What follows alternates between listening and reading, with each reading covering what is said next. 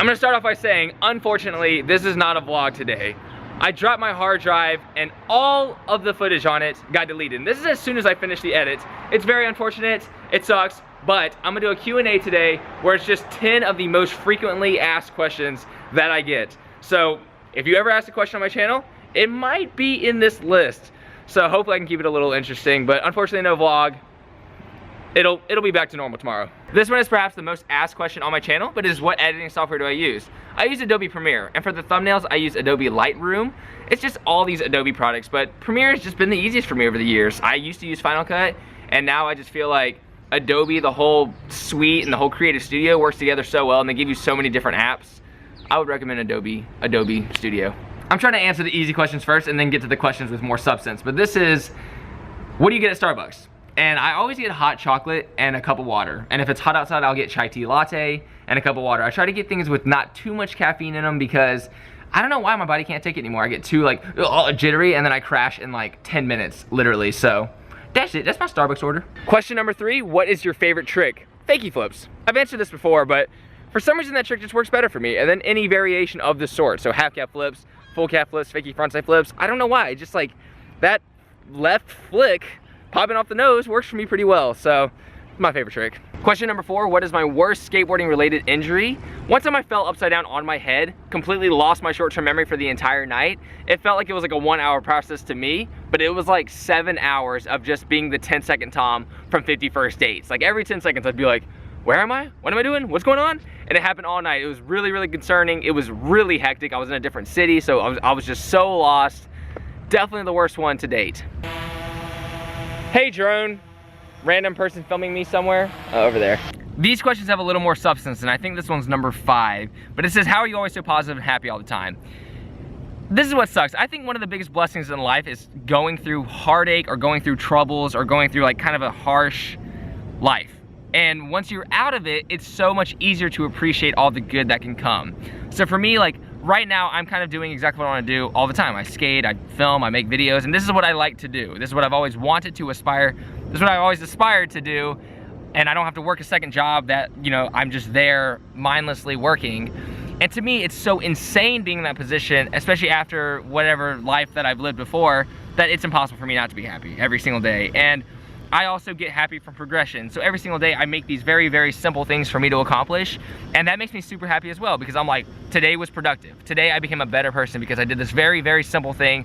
Some days it's not so simple. Sometimes I make really, really awesome things that I have to accomplish, and I feel extra special after those days. But just set an easy goal for yourself in the morning, and if you accomplish that, you're a better person, and I think it'll make you happier. Question number 6, this is another frequent, and it's, how do I stay motivated all the time, and how can people do the same thing? I pretty much just do 2 different things.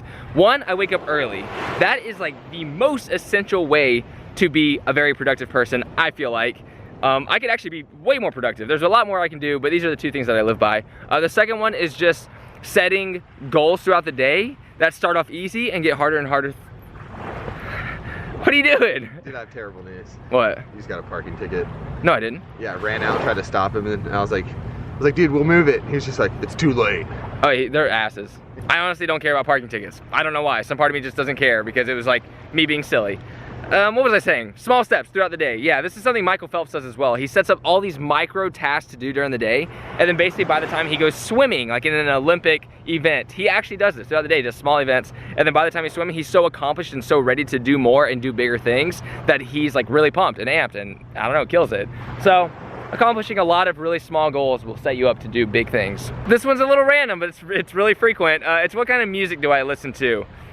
Anything. I really like every genre of music. I can find a song that I like in anything. I realized when I was a kid though, I was definitely more particular, but it was almost like a form of being pretentious, where I was like, I only listen to music that's obscure and different because, I don't know, like it made me feel special.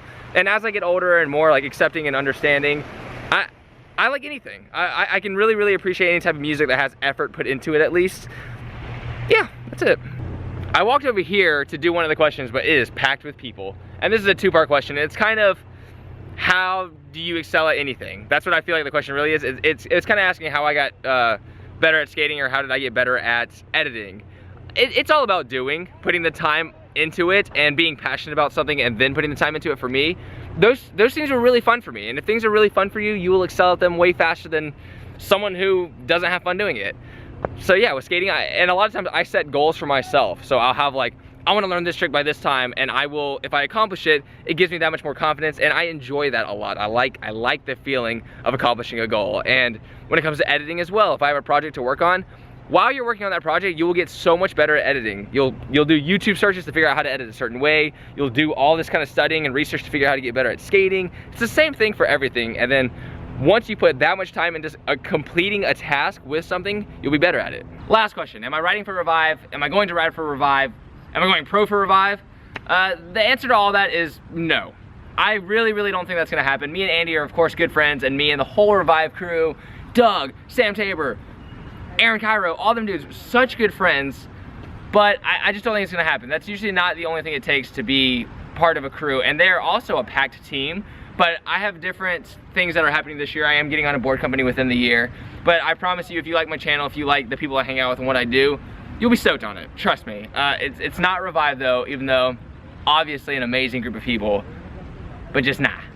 And that's it. Very apologetic that this couldn't be a vlog. It's just a Q&A, and that was the only substitute I could think of, and I'll probably come up with a different idea later in life when something like this happens again. But sometimes misfortunes happen, and you gotta roll with the punches. And of course, I wanna thank you guys for subscribing, commenting, liking, watching, sharing these videos. Means the world. If you could hear my conversations with my closest friends, it's always like that. It's like, dude, I can't believe how cool this is. This is the best thing ever, and how much it means to me to hear anything like that someone was motivated or inspired by a video, by my silly face, to me is like the best possible feeling in this world. And I think that's why most people skate. That's what most people look forward to, is to be able to inspire someone to do something that they enjoy doing, or someone who's not in the greatest position in life and a little bummed on life to be happy. And that's all I care about, really. So thanks a lot, guys, for being awesome and making me feel good, and hopefully I can return the favor in some way. Good night.